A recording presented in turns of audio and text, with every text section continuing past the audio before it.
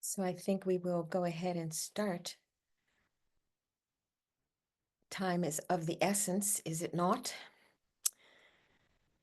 And I think to welcome you all to this second class in the second module of Transforming the Mind to Cultivate Lasting Happiness. And we determined last week that it was possible. We determined in the last module that it was possible. But I think the tool that we use is meditation, so it's useful, and maybe we will start there.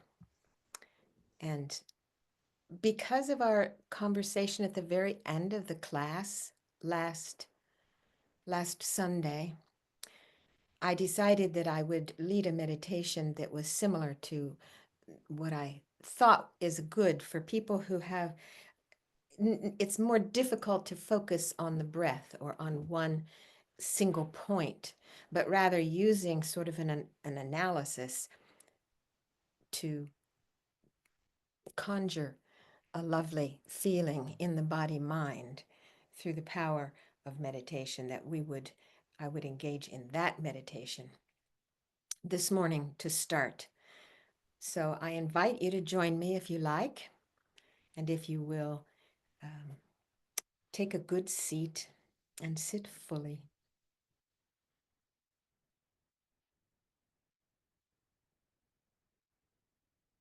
Feeling your body on the seat with a sense of stability and presence. The posture is our foundation, so we allow our spine to lengthen and straighten to its natural extension without force, gently. And then briefly scanning from the crown down, just to check, how's the body? Is there any tension there? And if so, give it permission to release. Let your facial muscles succumb to gravity.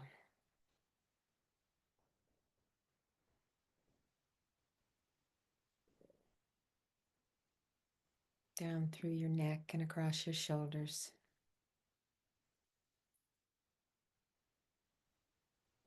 Your hands resting gently in your lap.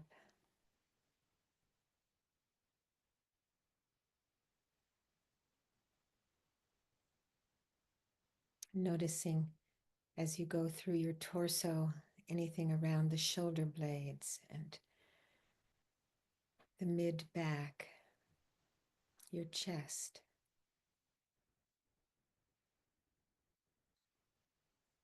And letting your belly be soft to receive the full breath as you float on down all the way to your sit bones.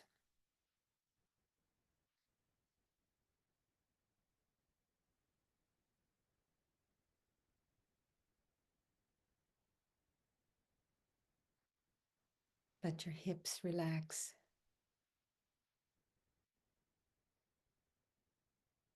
And floating down your legs, give your knees some warm attention. Down through your legs, your ankles, all the way to the soles of your feet.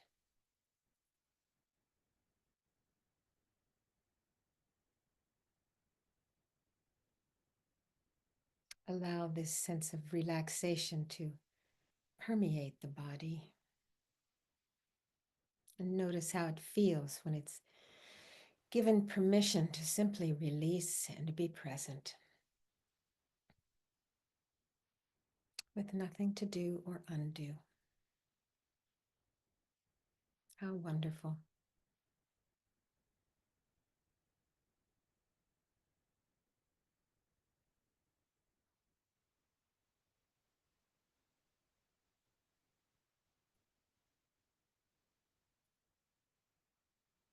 I invite you to Take a few deep breaths as you inhale, bringing presence and light into the body. And as you exhale, just permission to let go.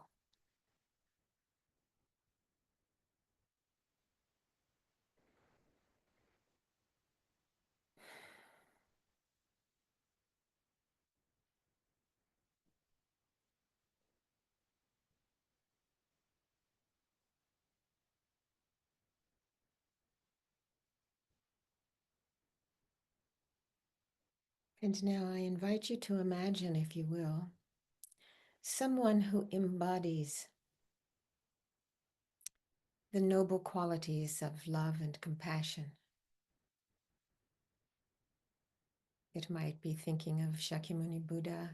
It might be thinking of His Holiness the Dalai Lama, someone in your tradition who is the embodiment of love. And imagine them appearing here before you, smiling at you, loving you just as you are. How wonderful. And imagine at their heart is a sphere of light whose nature is love. And from that sphere of light, light rays radiate out and go out into the universe and begins to hook back all the loving kindness from all the noble beings who have gone beyond. And it brings that energy slowly back into that being. And their whole body is radiating with this loving kindness.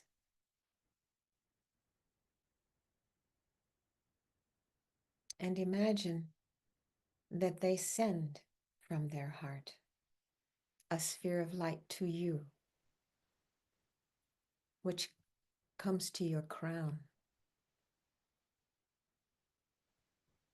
And ever so slowly, it begins to descend down right through the center of the body, gradually. And as it does,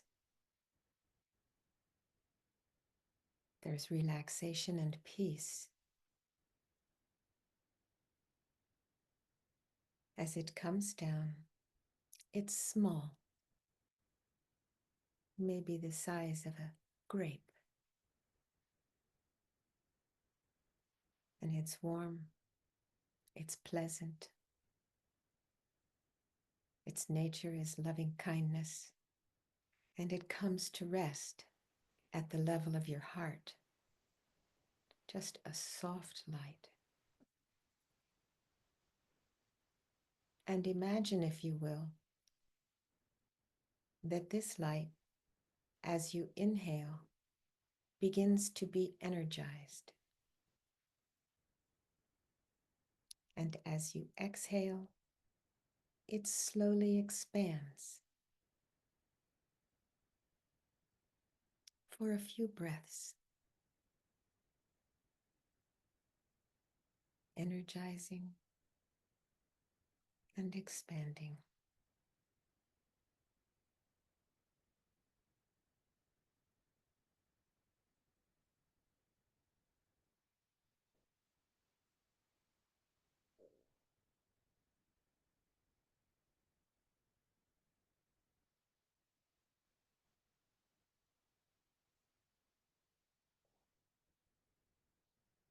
Allow your whole body from head to toe to fingertips to be filled with this warm, loving light. And think to yourself, oh, I am loved. How wonderful.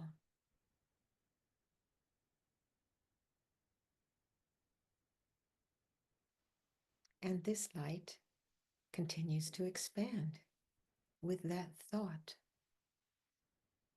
And I realize that it's my nature to love.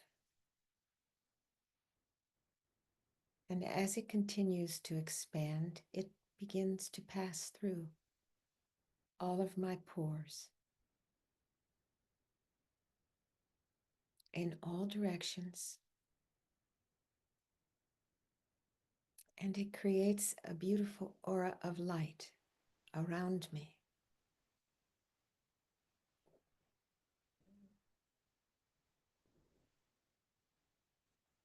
And thinking that it's my nature to love. Love is wishing the beloved to have happiness in all of its causes. And how wonderful it would be to give that love to all beings. So as I continue to inhale and grow on the exhale, this light, I allow it to fill the room and the building, and I see it touch any being within.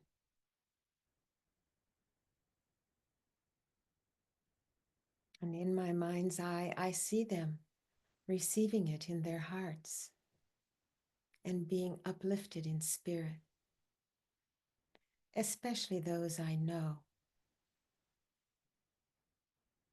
who are having difficulty at this time with health challenges or mental challenges, anxiety, depression. Offering this love, wishing them to be happy.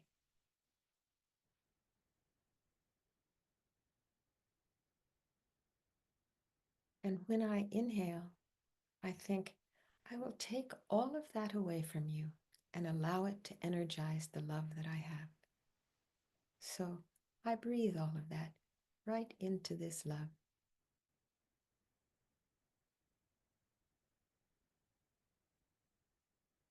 And I feel the warmth and love in my heart as I continue to send this love out. I think of the homeless, perhaps a particular one that I see from time to time. I think of friends or acquaintances who are in hospitals.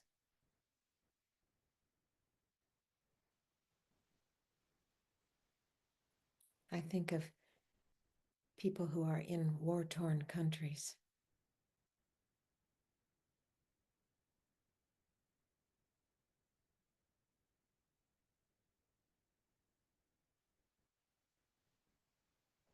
People who don't have enough to eat, no home.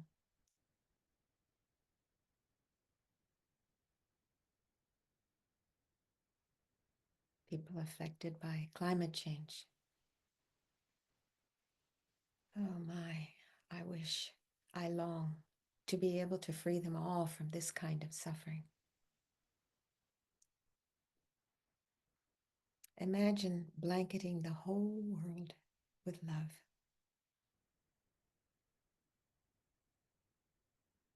And removing every pain.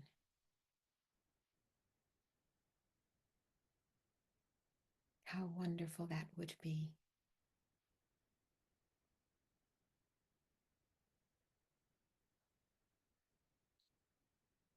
And I use that as my motivating factor for engaging in this time together today. Knowing that just as I long for happiness, so too does every single living being. So may we all realize our true nature and cultivate all the noble qualities of awakened humanity and be of lasting value to each other.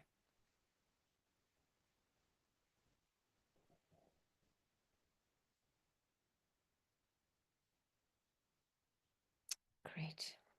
You can come back into your body and into the room and be here now.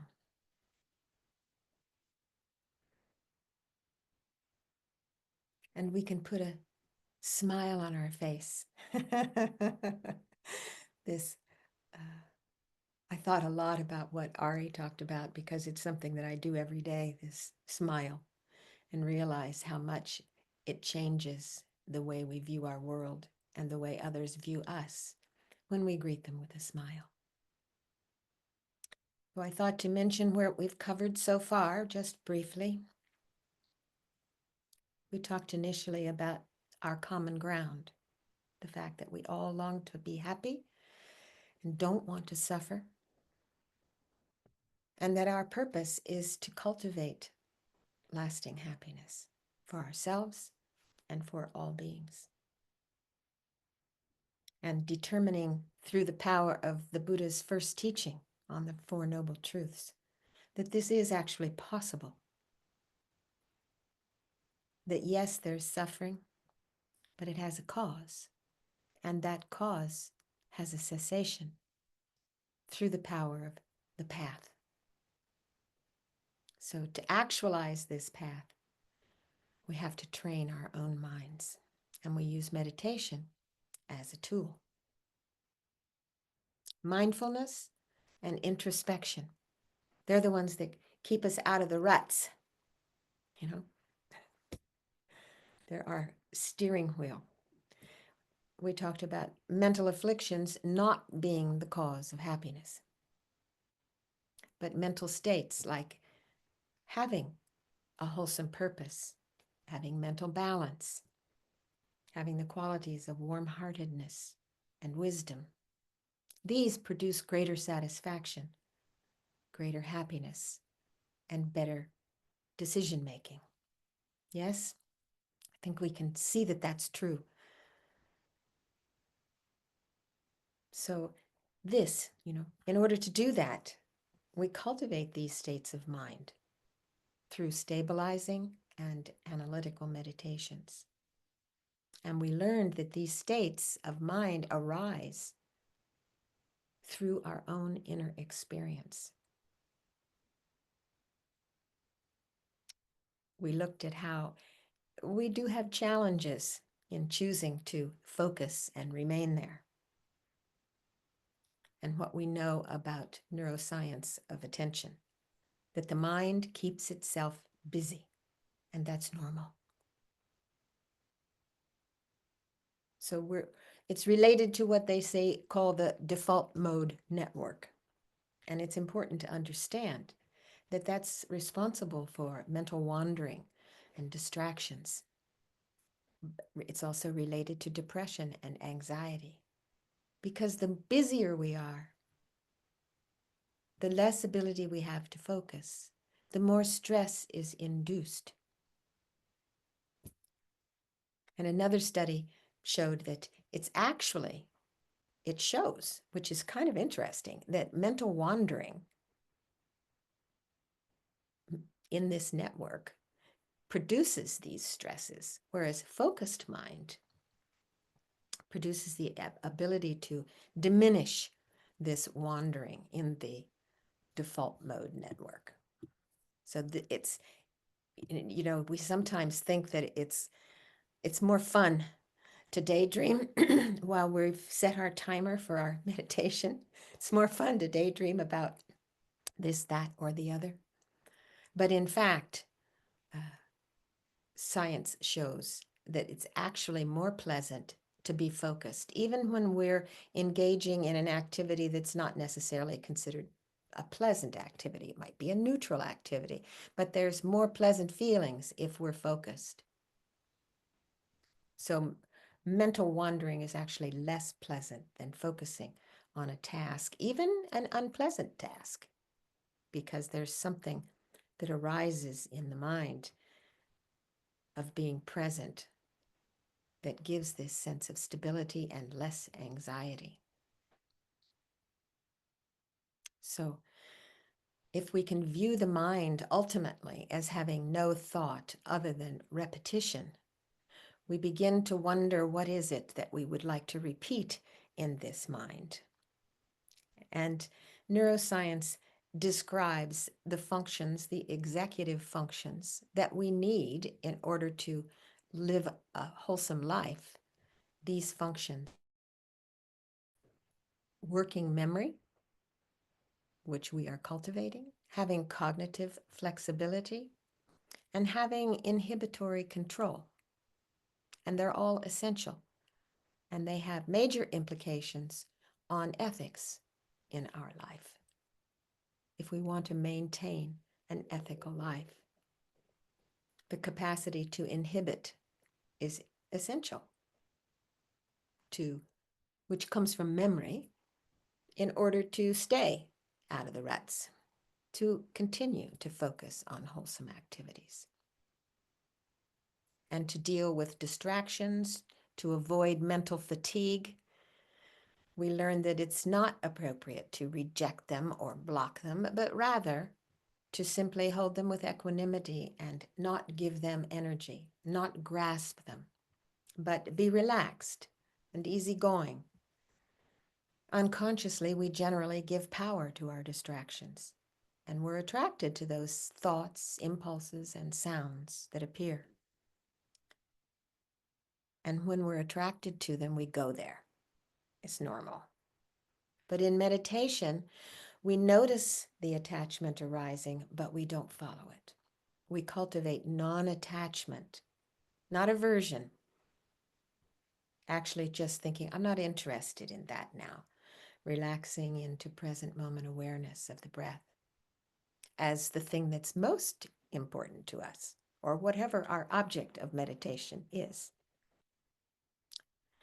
And we were advised not to be perfect, get rid of our perfectionism. As we sit, the mind wanders, we bring it back to the object with gentle, loving kindness. It wanders again, and we bring it back. It wanders again, and each time we bring it back. And at the beginning, it's tiring.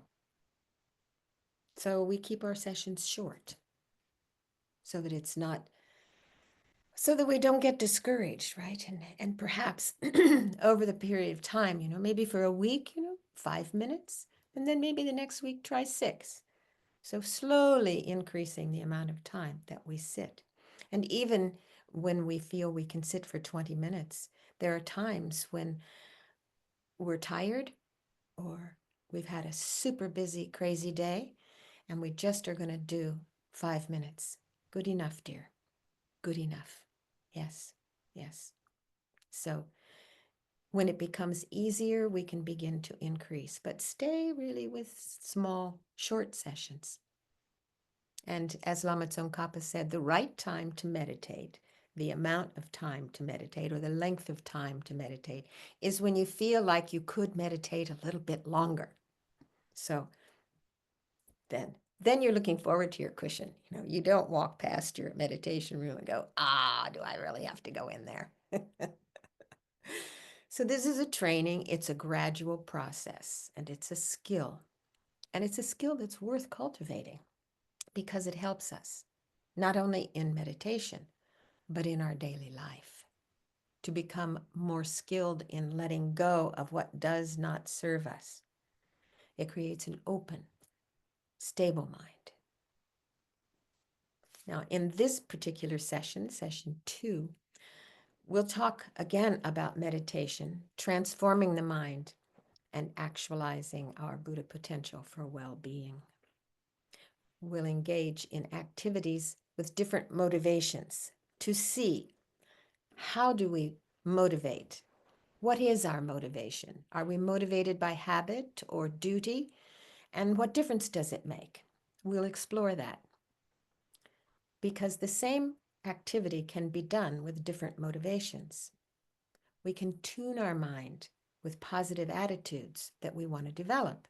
And consciously, we can ensure that we engage with attitudes that are wholesome, that give benefit to us and help bring benefit to others. And I want to mention that I will try to have time to answer questions. So if you have any and you put them in the chat, I'll try to answer them, or we can have a conversation when we finish. So meditation is understood as transformation in the Buddhist world. How? We cultivate mind's positive potential. We familiarize with those positive qualities. And this awareness becoming skillful in managing our potentially harmful attitudes. So, oftentimes, meditation is seen as a kind of enhanced relaxation, a useful method to let go, useful to get rid of burnout, a method to deeply relax, a method even perhaps to fall asleep. And sometimes we understand meditation is a means to develop deep awareness, to focus attention. In Buddhism, we think that meditation is understood as familiarization, as cultivation.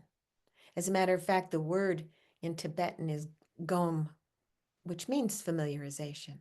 And so we're in a gompa, a place to become familiar.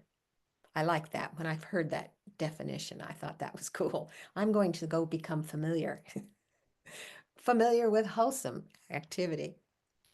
So, mainly in Buddhism, we talk about two types of meditation. The first one is stabilizing meditation, and we went through that quite a lot in last week's session. This is developing the ability to focus and stabilize the mind on an object. And we develop that ability to bring our attention there by returning there again and again and again. Being aware to focus on a chosen object at will. How wonderful that would be. But that's not the end of the story, you see, because the type of meditation for transformation is analytical meditation. We tend to think of this type of meditation as intellectual. Although it uses our intellect, it consists of investigating aspects of reality and developing wholesome mental states. Analytical meditation is when we use the capacity of focused awareness on something to investigate it, to look closely at it, to remove the veil, to lead the mind in skillful ways to develop wholesome mental states, ones that produce happiness. That's how we cultivate lasting happiness. It's like a conductor in an orchestra. They're leading musicians who already know how to play. They know the musical notes, but the conductor is leading it in a specific way to create a beautiful symphony. So we use this focused ability to lead our mind in skillful ways to develop wholesome mental states, ones that produce happiness. So we're training the mind to play wholesome music that gives rise to happiness. And the Buddha said, don't accept my Dharma merely out of respect for me. Analyze and check. The same way a goldsmith analyzes gold by burning and cutting and rubbing it. Buddha advised his disciples to investigate, to explore, and to analyze how the mind fabricates its experience of the world. He said, I have shown you the path to freedom, but whether or not you are free depends on you.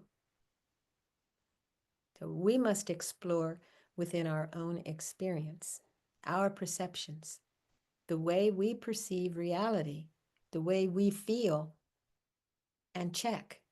It's inner research that we do by ourselves. I remember at Land of Medicine Buddha many years ago when Rilpa Rinpoche was giving Lamrim meditations, courses, teachings over the course of 2 or maybe 3 years. And I remember him saying, the Lama can't just toss you up into enlightenment like tossing a pebble. You have to do the work. The good thing is that many, many practitioners have done this work before us. They've used the same practices and gone through the same processes and shared their experiences. So we have lots of tools and lots of tips, and we apply them to see what works for us, what makes sense. Does it bring a transformation within ourselves? So today we'll talk about this kind of analytical meditation. This will be the main type of meditation that will be explored throughout the rest of the courses. So analytical meditation is the tool that actually triggers the transformation, that enhances the transformation, and that makes it stable.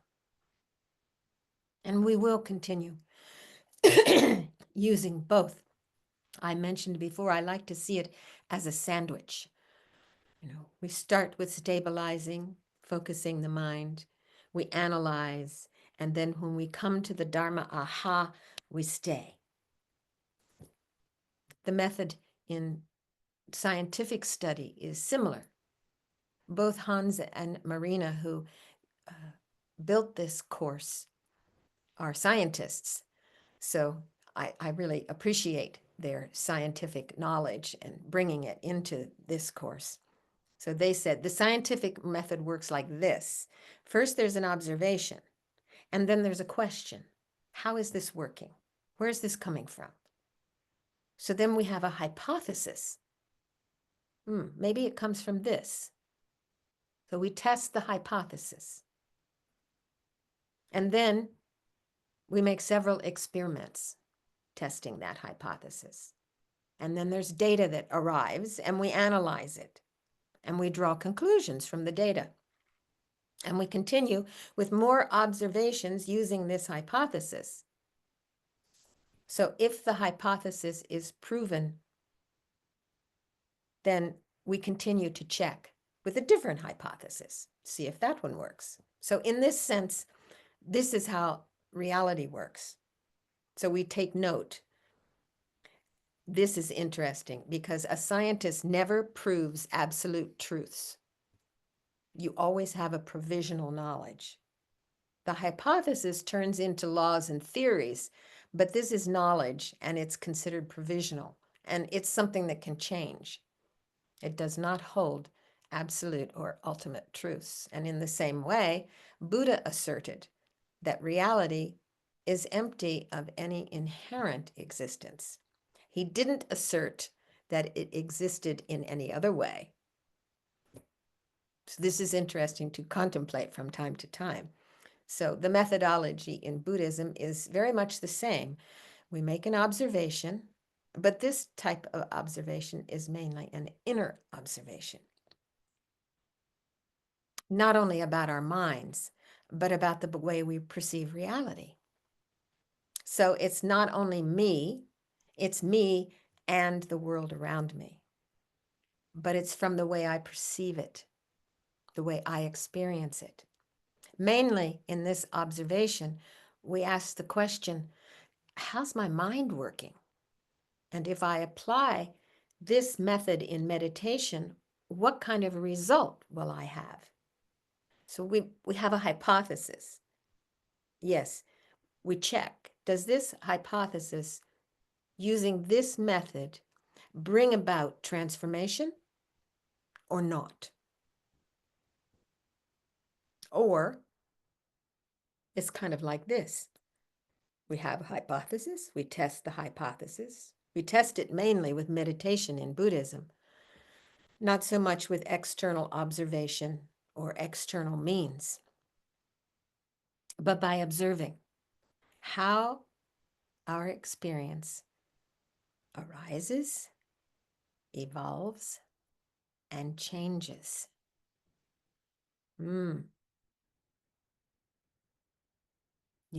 Sometimes we just think, oh, this is it. But is it?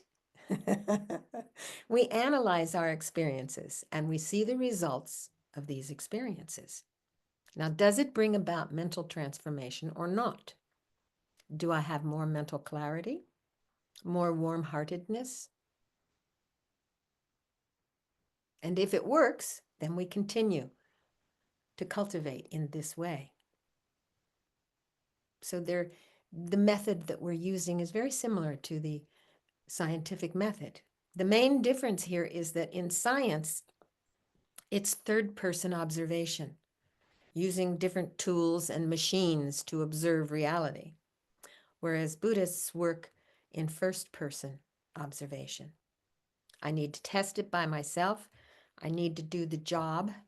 I need to see how this works in my own mind. We see other people applying the same thing, the same types of meditations and practices, and reporting their results as well. So it's not only myself and my ideas and my results, many other people doing the same thing are validating Buddha's findings. Now, this is quite a simplification, but Buddhism isn't something to take on blind faith. This wouldn't be sustained that way. We're encouraged to explore things. And even though faith might be a useful tool, this is faith based on reasoning. We check if it's worthy of exploration. Is the logic sound? Is it coherent? Is it congruent with my experience? And then I see if there's any value in continuing to explore these ideas. Especially in Buddhism, we find persons who claim that they have been applying these methods, and we look at them and we see that this person embodies qualities that I want to develop.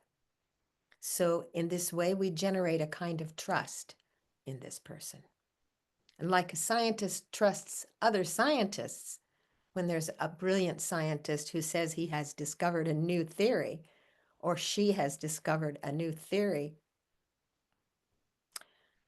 the scientists trust one another, and then they prepare experiments to test the hype. And sometimes this is really good. I mean, we are encouraged to do this, but there are things that we can't see. So we have to take some things on faith until we can validate it from our own side. Meditating and developing fine concentration and deep states of mind is the process we use to analyze reality, to investigate our perceptions. Like, is it true? So there are problems with first-person observations, and this is why science has discarded this kind of observation for a long time, but they're getting more and more used to checking. So if our mind is caught up in grasping certain strong views, conditioned by afflictions or by ignorance, it's not reliable. So it wouldn't be a reliable instrument. A mind with the power to focus awareness in a way that's not conditioned by afflictions is a tool that we use to check by ourselves. And we can observe in people who put these methods into practice. We can observe. Are they more compassionate, happier, open-minded, flexible? Do they have more love? We can observe this. And in fact, modern neurotechnology corroborates a lot of the correlations. So we can use this third-person observation to actually see things that are first-person experiences. Buddhism describes 3 types of wisdom: that which comes from study, from listening, from receiving information and acquiring knowledge. Then it comes from examining this knowledge and see how it corresponds to our own experiences, to our reality. And then finally familiarizing with this knowledge and habituating with the ascertained realizations, the mental states, the experiences. And then we're integrating it within ourselves. And this is where analytical and stabilizing meditations come together. We observe, we analyze, we reach conclusion, and we stay there. We remain present with that conclusion. For instance, If we cultivate an experience of love or compassion, you know, just like we were doing in that meditation, you know, a sense of love, we check, you know, we stay there, and we can recall it's pleasant. It's a pleasant feeling. We can recall those moments of love and compassion. That recalling is analytical. But then the stabilizing meditation pauses, stays there with this experience. And in this way, slowly, slowly, slowly, we actually transform our mind. And that's the way neuroplasticity works, actually. As Lama Yeshe used to say, it's scientific, dear. Going there again and again integrates within our mind these qualities that we seek to embody. So we study, we receive the information, we acquire the knowledge, we examine that knowledge, we test it and we check it. So meditation is our equivalent of the technology that scientists use. So we use this knowledge that we gain from the power of analysis to transform the mind. And in the beginning, we use our intellect, our analytical power. But at some point, this knowledge actually will become an embodiment. We don't have to think about it. It's an effortless, spontaneous, experiential realization. So it arises without any need for a prolonged contemplation. It's very beautiful. This means that when you cultivate love and compassion, you look at any person, you see them with eyes of love, of beauty and compassion. And then automatically we make a wish, oh, may you be happy. May you not suffer.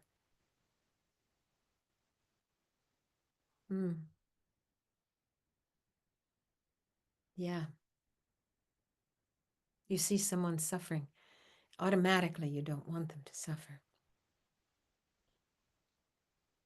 Imagine cultivating lasting happiness where no one has the power to upset you.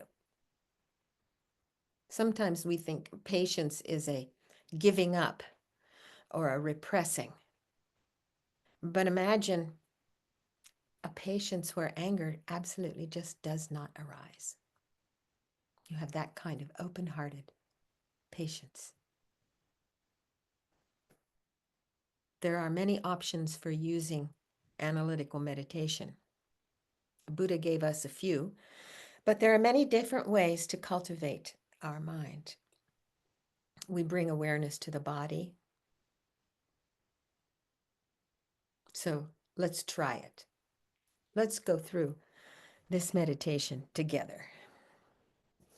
Once again, taking our meditation seat.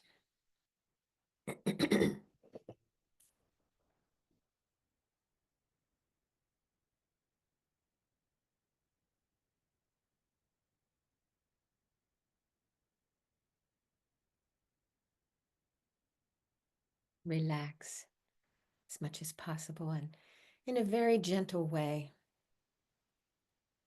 bring awareness to your life.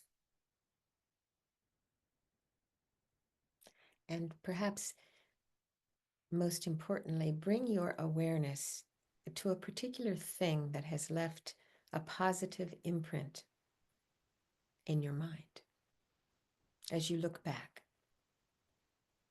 Something perhaps that you treasure, that you cherish.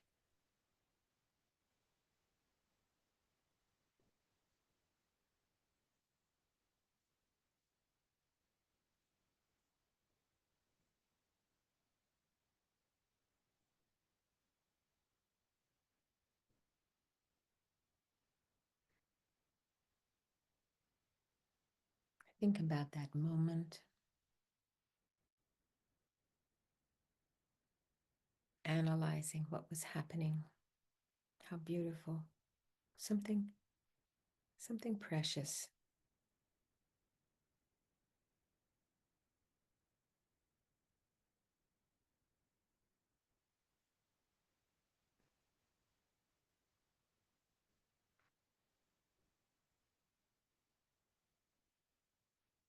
What was going on at the time?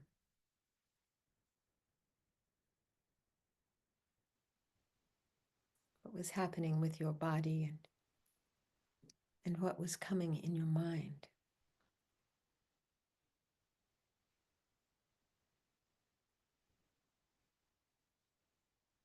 Were you with others?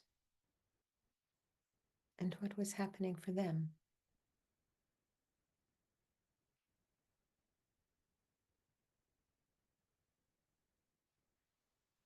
This, this thing that I cherish in memory.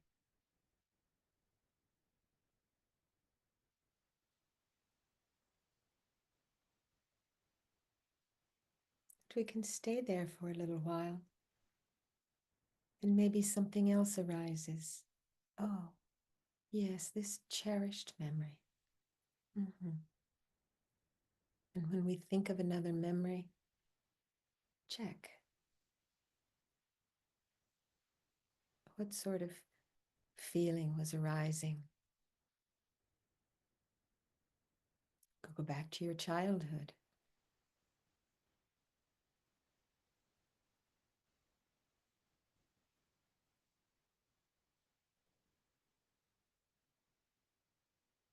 What things left a positive imprint that you treasure?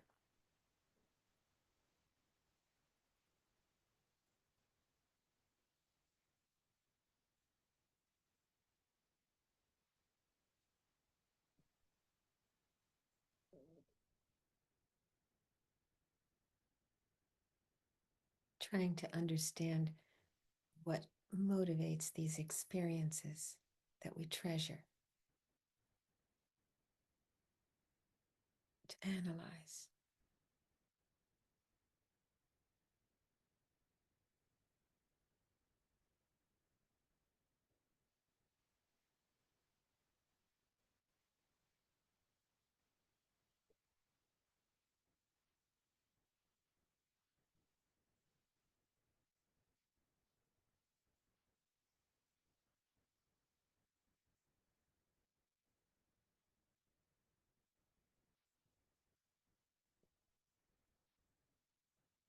We think of something that puts a smile on our face. Why?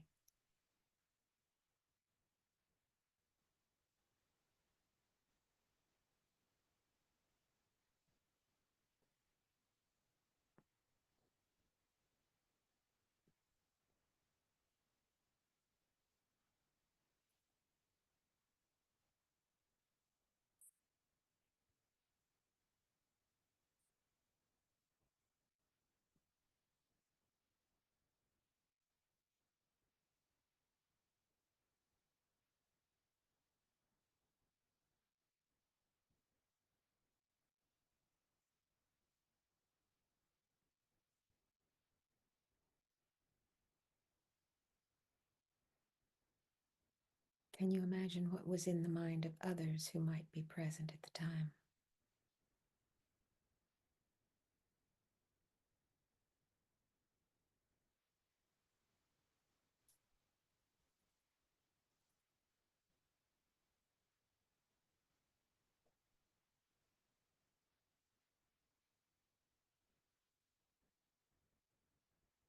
When we think about these experiences and we look closely at them,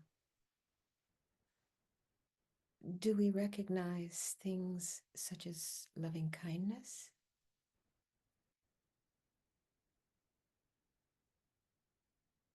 affectionate care,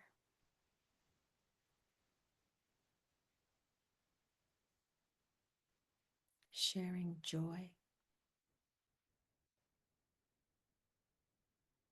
receiving support,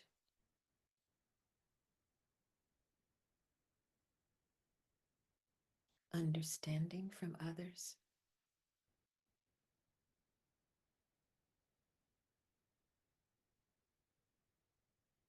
feeling closely connected to another,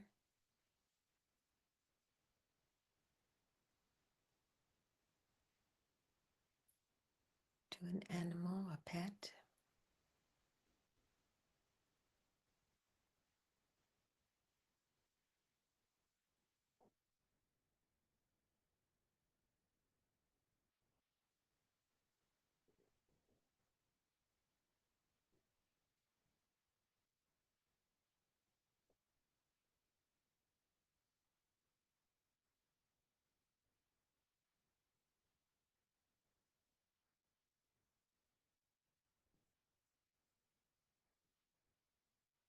Do we recognize a wish to somehow be of benefit to others?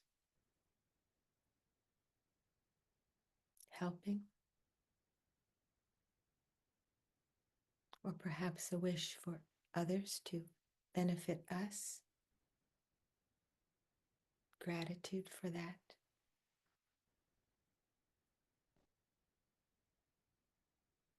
Contributing to our well-being and happiness?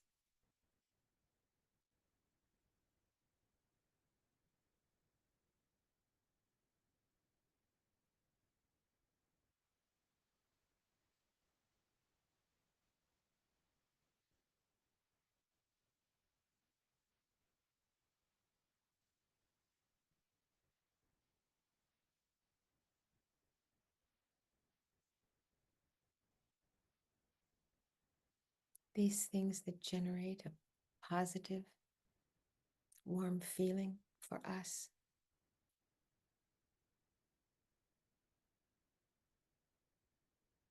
Are they important?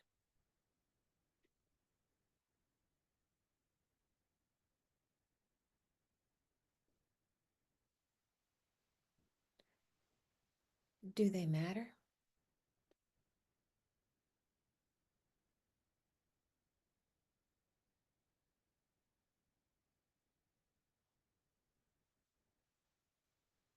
If I think, yes, yes, they do matter, then I might also think, how may I devote time and energy to further develop this inner treasure, this peace and happiness, the joy?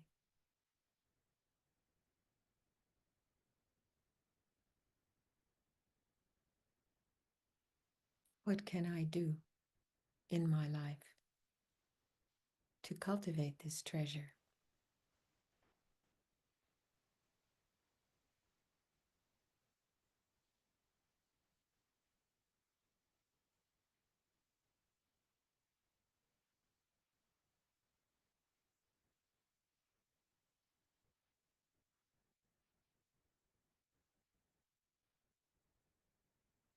Where do I find the time?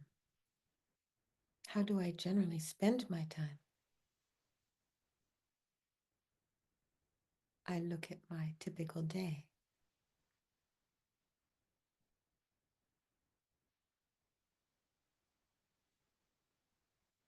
What do I do?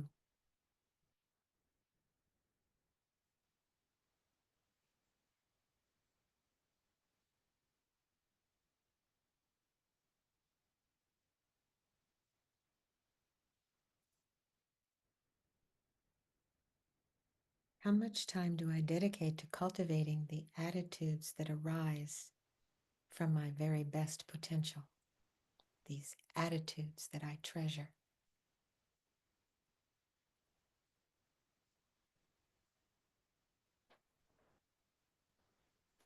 So what are my conclusions? Maybe I conclude that I'll dedicate more time to bringing awareness to my best potential, to activate it consciously, to cultivate it consciously, to connect with the experience of how I feel when I act out of kindness, respect, a sense of care and connection with others.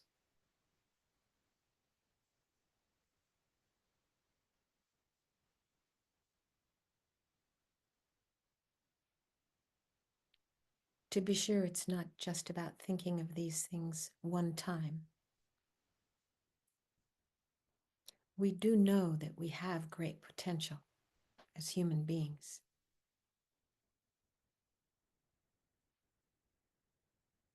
But we do also need to consciously cultivate it.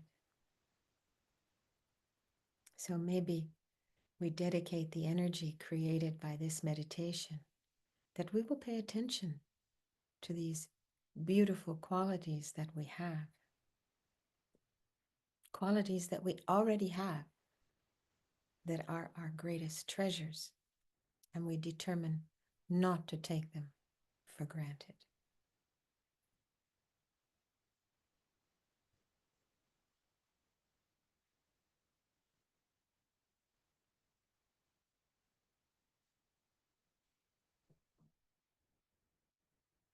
So now maybe we come back into our room together and thinking, if we were all in the same room, we'd have a little conversation. Where did we go? Where were we when we thought about these things that bring us great joy? What kinds of things? What kinds of attitudes were we experiencing?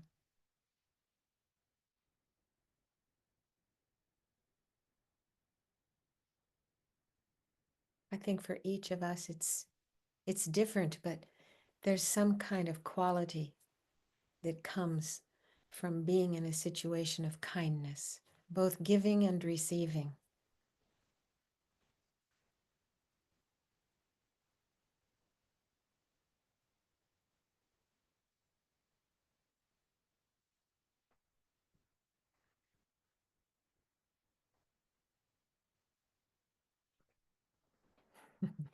Susie wants to know if you're having trouble hearing. Just wanted to make sure. Make sure. So- You never know.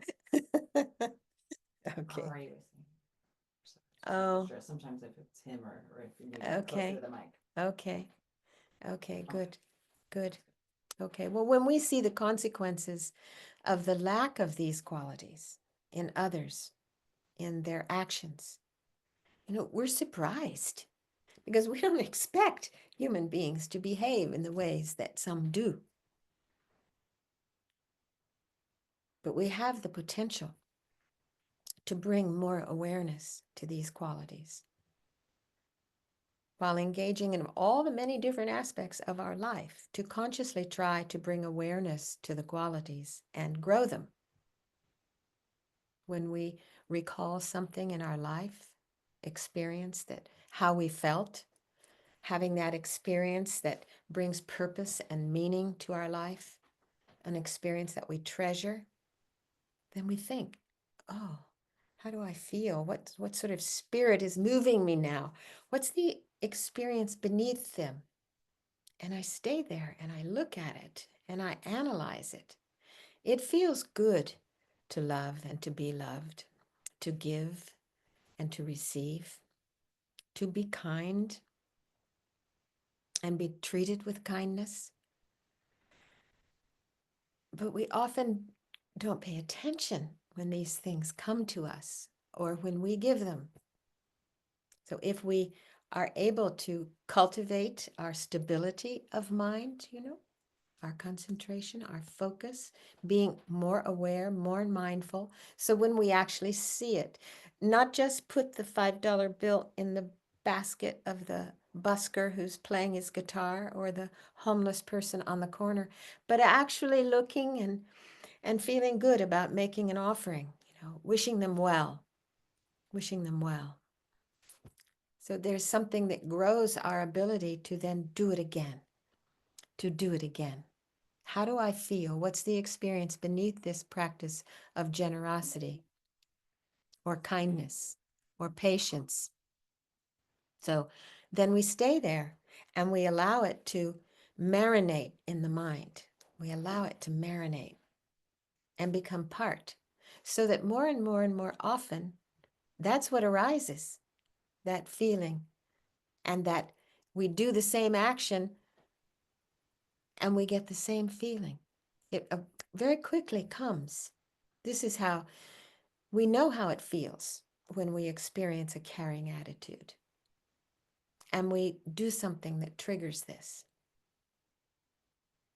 Perhaps we recall one person in our life and we bring to this analytical mind and we stay there. We think about that person. And we grow. The more we do it, the more we go there, the more we stay, the more we embody it. and the easier it becomes in our mind.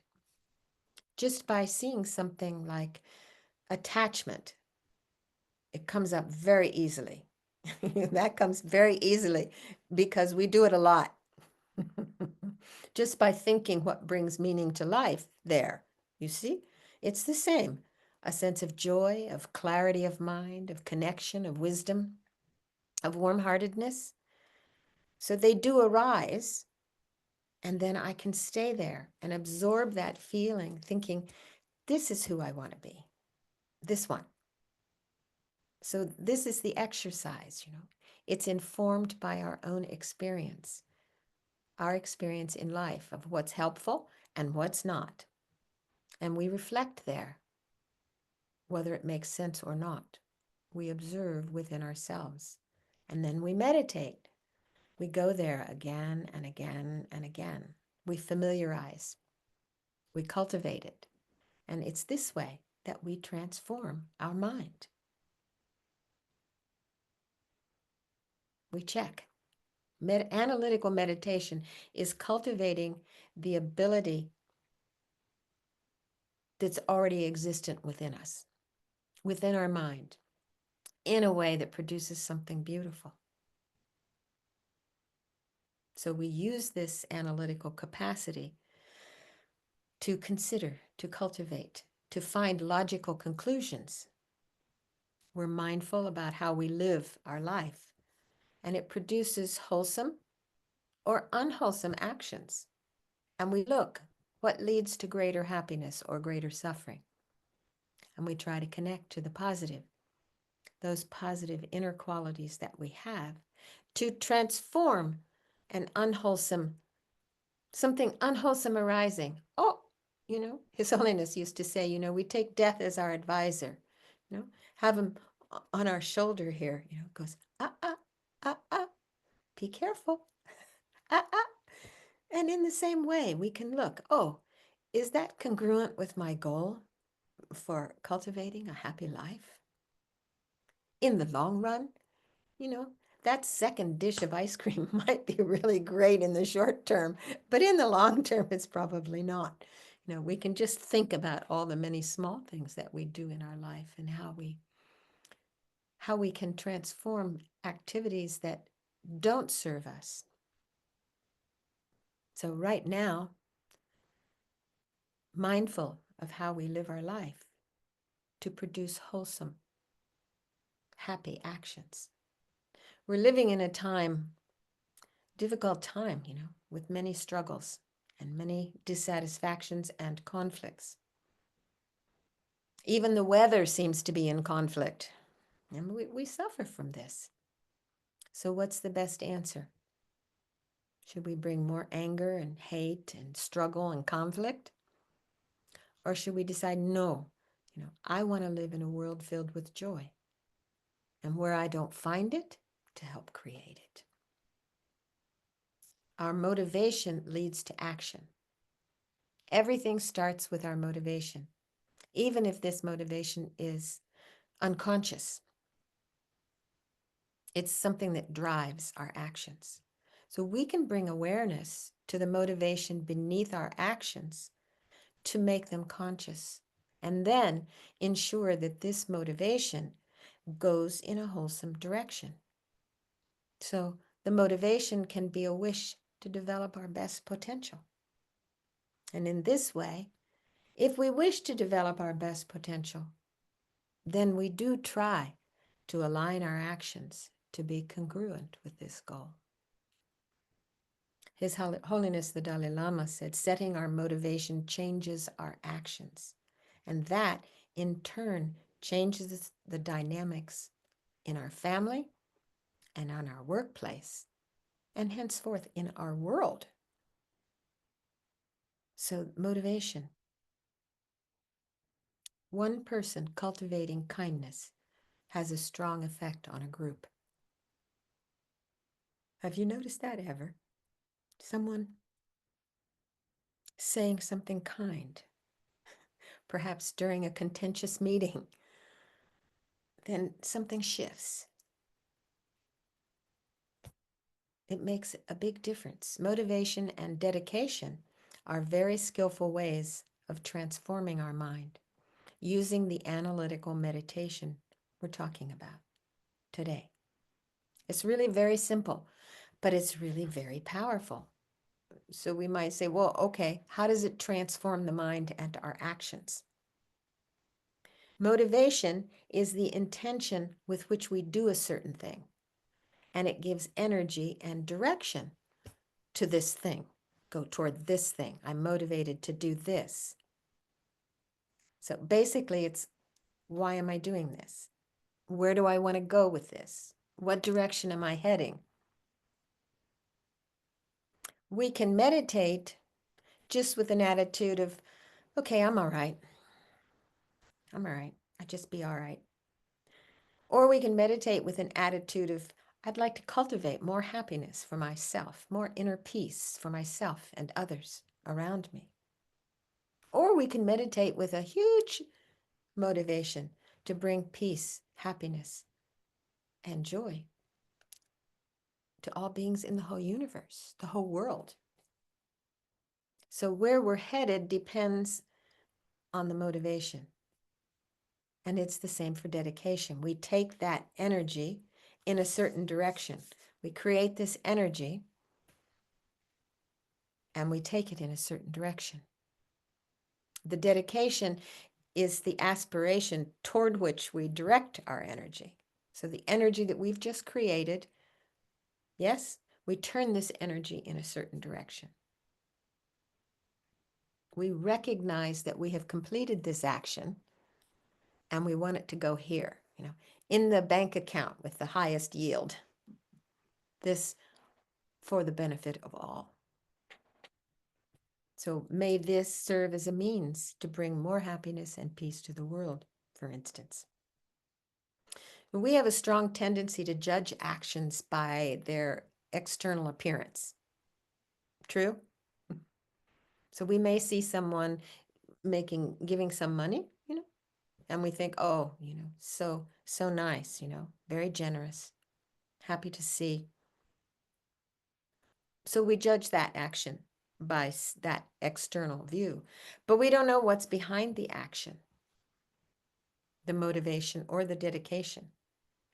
So it's possible that we have a selfish motivation, thinking about, oh, I wonder what other people will think of me if I do like this, or trying to manipulate the person. It's the same action, but a different result. If you have a selfish motivation, there's a different result than if you have motivation out of genuine care of the person who's in need. That's the main point, and that's the great news. Because if we realize this, then we have amazing power to bring awareness to every action and set a motivation that puts in action this positive potential. It's like a snowball rolling down the hill. This I'm doing this, I'm making this snowball to be of benefit to all beings. And as it rolls, it just makes more and more and more benefit.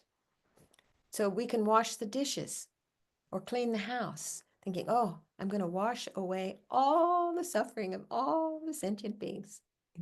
Lama Zopa Rinpoche once told his dentist that when he's cleaning his teeth, he's thinking that he's removing the suffering of all the sentient beings. So even brushing his teeth becomes an attitude of loving kindness, growing care and love and warm-heartedness.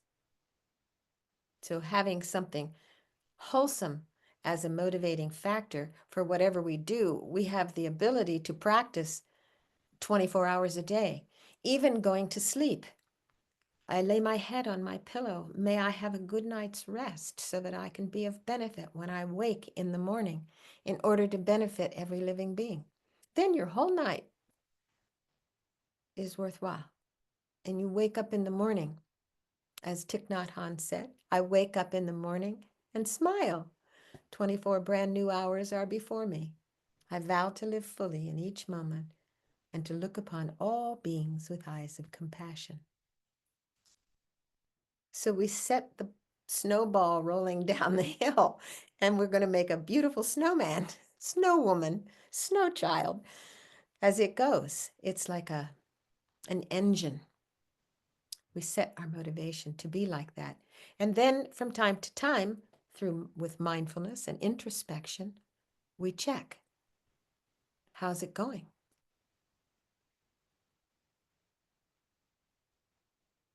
Because if you think you don't have time to practice, well, you have 24 hours. So every now and then, pause and check your motivation and make it fuller, as big as you can make it, to be of benefit to yourself and to others. So let's just do a little exercise exploring our motivation in our daily activities.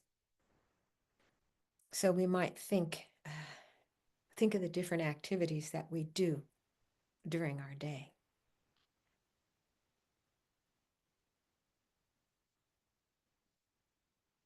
Cooking, washing dishes, going to work, going to sleep, meditating, talking to someone. Just check. And then imagine yourself doing this activity with different motivations or different attitudes. First, imagine yourself doing it unconsciously while you're thinking about something else or trying to solve a problem or worrying about something. And then secondly, think of the same action, doing it with mindfulness in the present moment for your benefit. And then thirdly, imagine that you're doing it for the benefit of others. And just imagine the difference.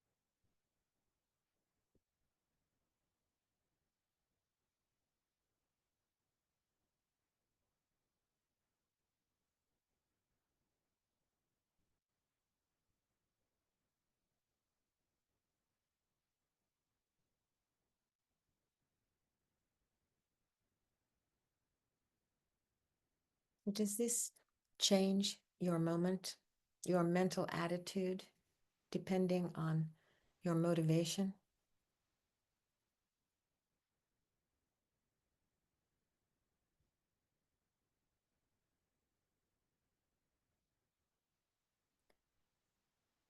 I find for me it does if I think about simple tasks.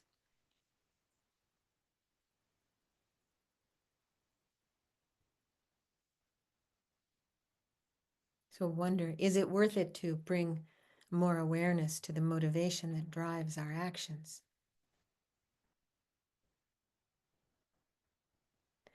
And we have to be constantly reminded to do that. You know, it's not something that we generally always think about to do. So It's something to remind ourselves. Put a post-it note on our mirror or some such thing. No. It's considered one of the easiest, best, should do main practices by a lot of meditators. It's not necessarily easy, but it's simple. Then the question may come, what about when you're angry or really tired?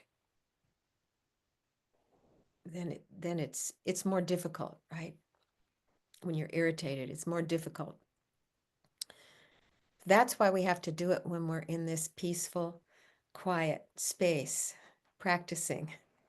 When we cultivate these positive states of mind in ideal conditions, so that we cultivate it to become experiential and spontaneous, so that it's something that we have the habit of doing. We wake up and we have the habit of doing.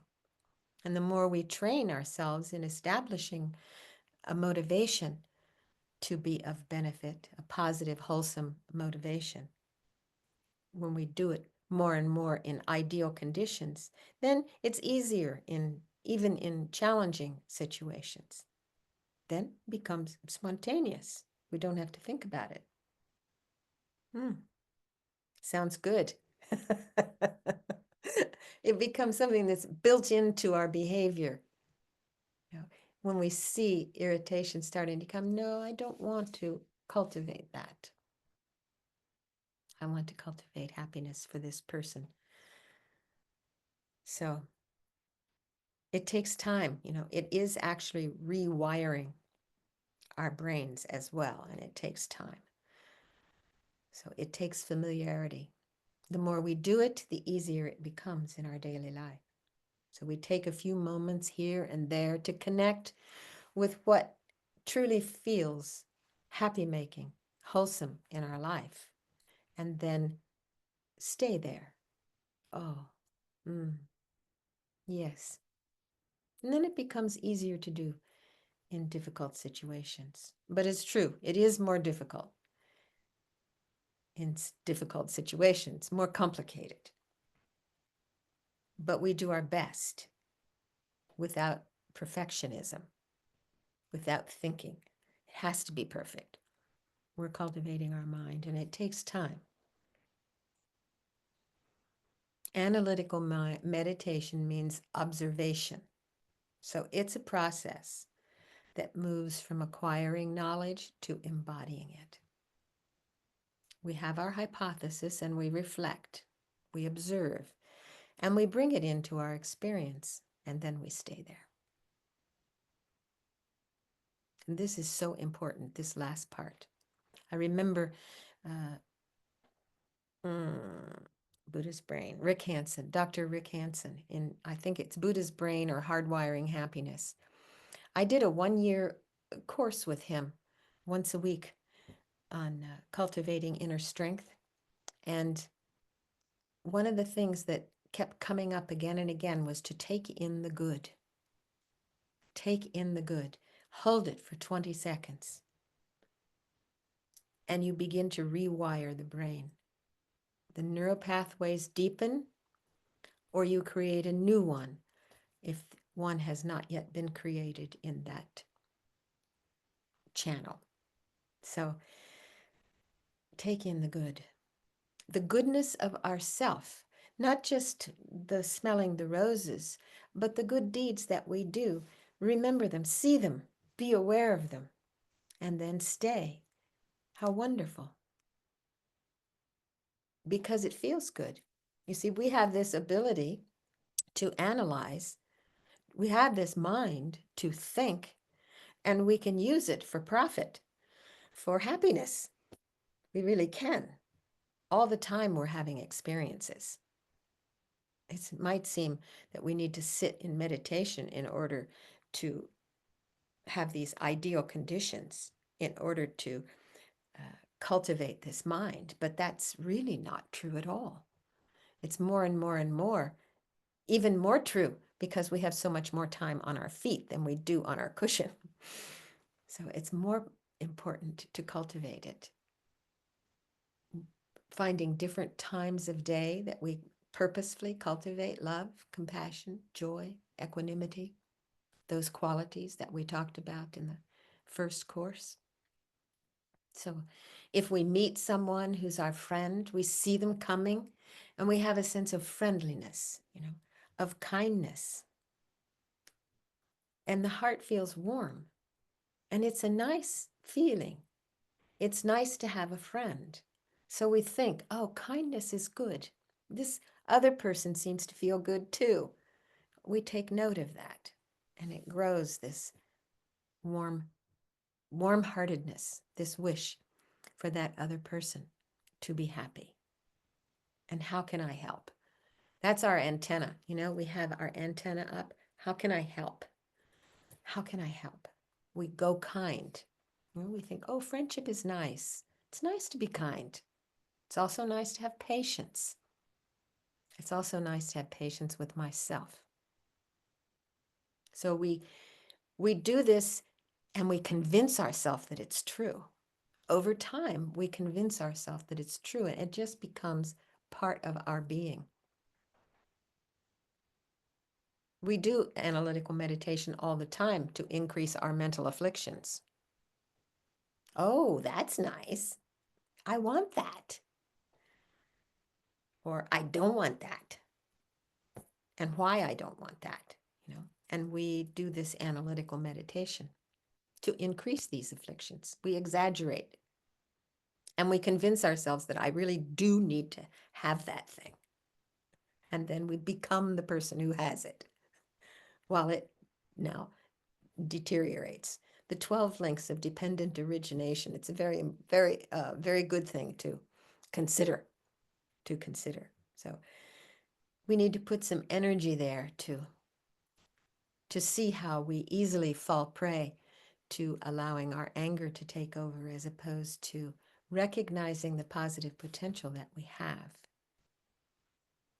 So I we get all the way to the end and we need to have time for questions. Does anyone have a question or a comment or statement of fact or fancy that they want to share? Chat. Okay, Do you want me to read it out? please read it. Tara says, I see the consequences of my ability to be patient and caring immediately in my classroom. It sets the tone. I know this, but sometimes it seems impossible to keep it up. I think that's a place where this practice can help me. Absolutely. That's a beautiful observation. Yes, it's difficult. And we talked about that last week. What did we call it? Empathic fatigue, mental fatigue. We have this mental fatigue when we're really trying to, and that's when we really need to let it be.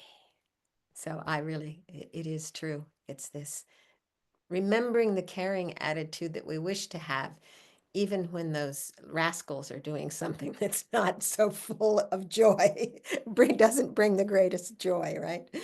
So, right. And you can read more on these topics in the book, in the yes, the manual. The manual. It has a title, doesn't it? Transforming Happiness. And I think you put that in the chat, did you not? I did. Yes, so it's in the chat. You can download it if you want. And Could you, excuse me, could you put it in the chat again? I got in late and it wasn't in the chat. Thank you. hi, Lou. Hello. You. Yes, it's nice to see you all. Yes, yes.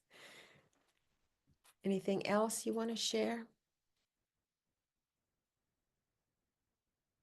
So the manual is meant to be a support for your practice. It's not a textbook that you have to study and then there will be an exam. It's just a support, you can look and remind, oh yes, how did we do that? It has meditations in it, and it's really a good tool. So we can dedicate this positive energy that we have created, the energy that comes from kindness, from caring attitudes, from friendship and generosity, extending this to all of our actions that we have done, that we are doing, that we will do out of kindness. And we bring awareness to this beautiful treasure inside, our inner treasures, not only in ourselves, but in others, with a wish to share these treasures. And we contribute to the welfare of all sentient beings on this planet, to happiness, to alleviating suffering in this world in general, but to all the people that we know personally in our lives. We just send that loving, kind, compassionate wish for their happiness. The people who are in countries or regions that are experiencing unbelievable hardship.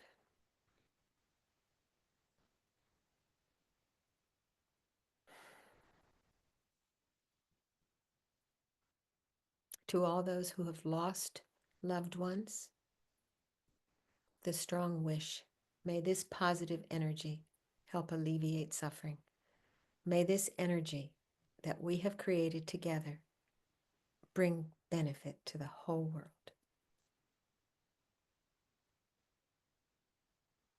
May it be so. And just feel the warm-heartedness that comes from that kind of wish. And hold it.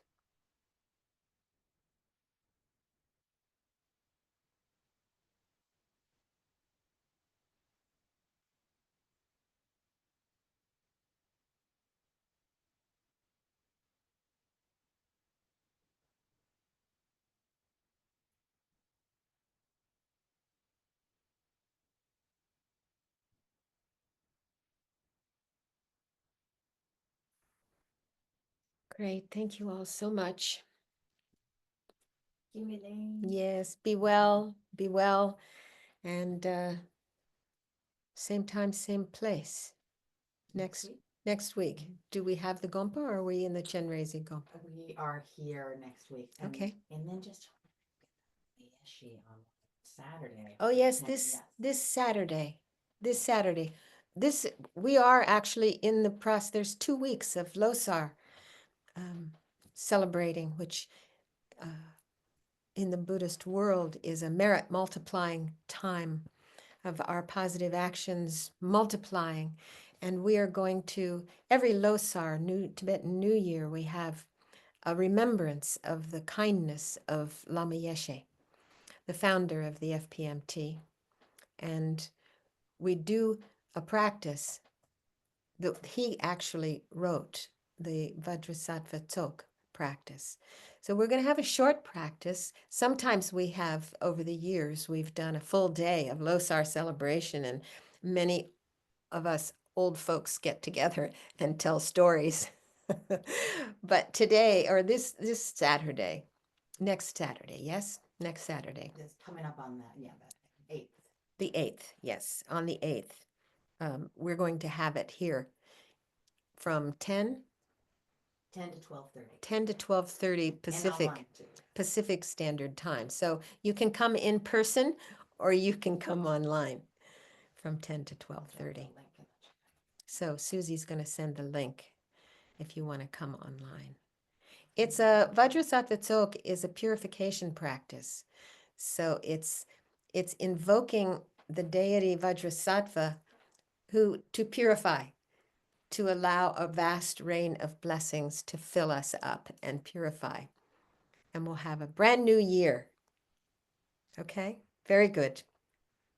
Thank you all so much. Be well, be happy, and see you soon on the moon. Thank you, Elaine. Yes. Thank you, Elaine. Thank you, Elaine. Yes, my pleasure. Thank you so Totally. much. Bye, all. Goodbye, all.